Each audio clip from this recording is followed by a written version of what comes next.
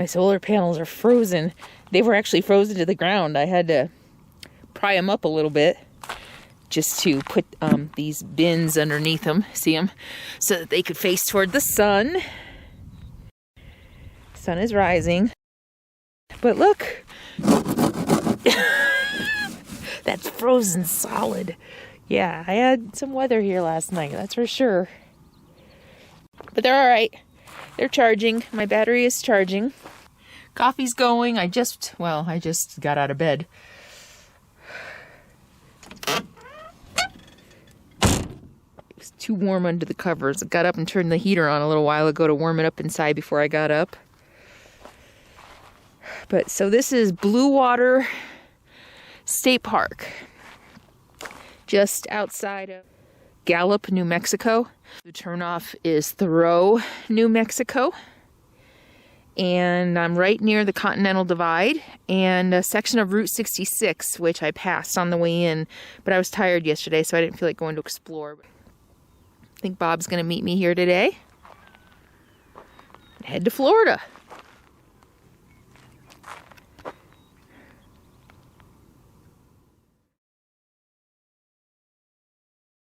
Hey friendlies, it's Carolyn and my buddy Bob here.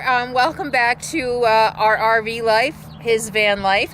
And we're on the road to Florida, so I thought it'd be fun to take you all along with us on a road trip. And today I guess was really our first leg together. Bob met up with me yesterday in outside of Gallup, New Mexico. And we stayed at a state park there last night, and then we hit the road toward Florida today. So for me, it was a long day. We drove 300 miles, and we started about 30 miles east of Gallup, near the tiny town of Thoreau, and we were just on Highway 40 all day. And we are in San Juan. So what would you like to say? I'm a guy you can't get to shut up, and now I don't know what to say. Hi, everyone. Here we are. We're traveling across country. And I'm going, what the heck? I can't believe I'm going to Florida. Oh my gosh, wow. How things change. But also, when we left the state park this morning, we were bundled up in jackets and long sleeves and hats and gloves. And we woke up in the water, his water outside, his rig was frozen this morning for Cody. And here we are, it's almost 80 degrees, and it's just going to get warmer as we head south. So we'll show you around this little town. We're right on the edge of part of Route 66, and we're about to go for a walk, but we just thought we'd check in and bring you on this road trip with us. This is a long cross-country road trip, a lot of driving. So well, tell them how, or do you want to do that later? Tell them how you found this place. Oh, thank you. See? That's part of the reason I want to do this, and I forgot. So I have another resource for you, which I had forgotten about, and I don't know if I've ever mentioned. It's called overnightrvcamping.com. I think. I'll look it up and I'll put it in the captions. It is a paid site, but what I really like about it is I love freecampsites.net, but they give you places that you can camp. Overnight RV parking gives you places that are either legal to park in overnight, or you can get away with it and maybe the lines are a little fuzzy. This place I found, and actually it's also listed on freecampsites.net, I think, or Campendium, but it's definitely on overnight RV parking. And it's just a city park that has, can you see, free overnight parking. So you can stay here for 24 hours absolutely free, and we're just off Interstate 40. And it's a cute little town, and we're probably gonna go explore. I actually saw there's an Indian restaurant on the other side of the freeway, which means vegetarian, so I might go over there and get some after eating a turkey club sandwich at Denny's today. Comfort food. Well, comfort food. Road food. Yeah, when in Rome, sometimes you just have to. Sometimes I get sick of eating the way I do, and I just want to feel like a normal person. So today yesterday I ate at Wendy's.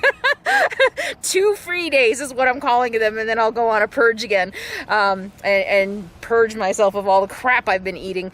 And but anyway, I might go check out the Indian restaurant later. And all right. So thanks, Bob, for reminding me. Oh, Tucumcari. We are about 20 miles out of Tucumcari, New Mexico, in a little tiny town or village of San John. and free overnight parking. And check this out. Look at it. It's gonna be, I mean, we are on this road right here, but I have a feeling once dark falls, it'll be a little less noisy than it is right now. But look it, there's picnic tables, there's fire pits. The picnic tables are even covered. I don't know if you can see that over there. I went in the toilet, and it's a flush toilet, and it's spotless. Wow. Really nice. Okay, so flush toilets, and they're spotless. So what a deal. And this is part of what I'm getting excited about being on the road. You know, and Bob really does need to get down to Florida to be with his mom, so we're not lollygagging as much as we wanted to. Our goal is to be, well, he's going to be down there in a week. I'm probably going to hang back and take my time a little bit. But being on a road trip, you know, you don't necessarily have time to explore national forests and to go, you know, after driving for 7 hours today, the last thing I want to do is go explore a national forest and try to find a place to camp. So we get to find little gems like this.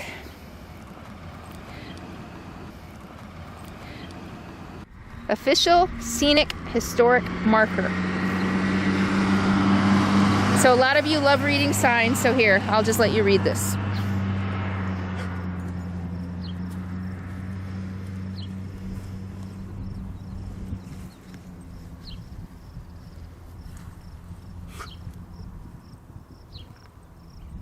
Ah, there's a little bit of a cool breeze.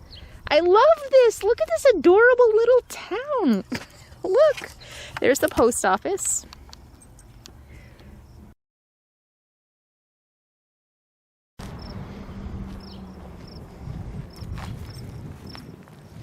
This is another thing I don't know if I mentioned it in my video that I did about my the good and the bad about my first year of living in an RV, and I forgot to mention this is one of my favorite parts.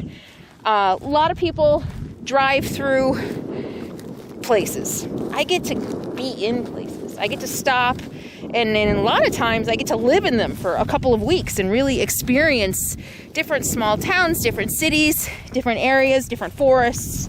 And look at this. So this is Route 66 right here, right in front of us. Come here.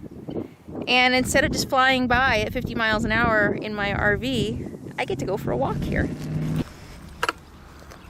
How cool is this? We get to sleep right on the edge of old Route 66. Oh, that's an old motel. It is. Oh my gosh. You think it's vacant?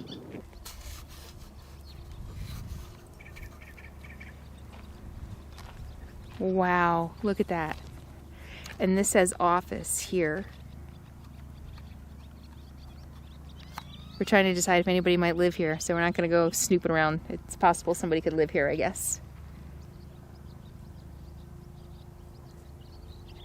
Wow, very cool. This is old school Americana, people. Wow. So I'm going to show you guys, since Bob is always behind the camera. Better suck it up.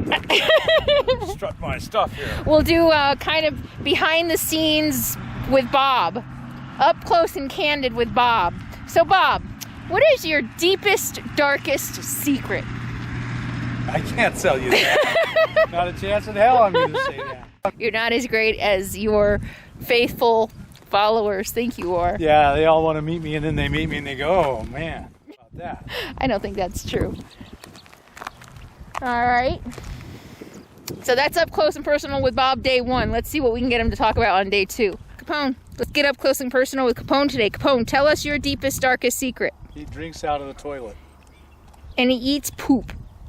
Those are pretty dark secrets. They are. We shouldn't be telling people.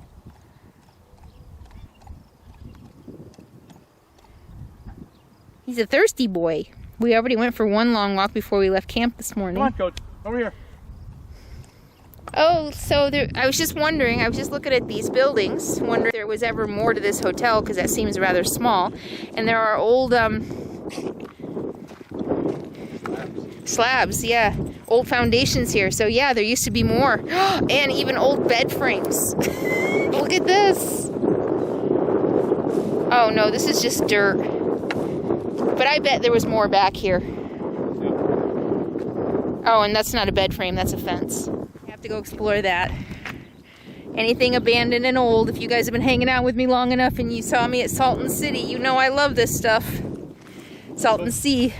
So finally, I know why you like me. Why? I'm old and abandoned. Aww. Oh. Okay, it's muddy. We may not be able to get over there.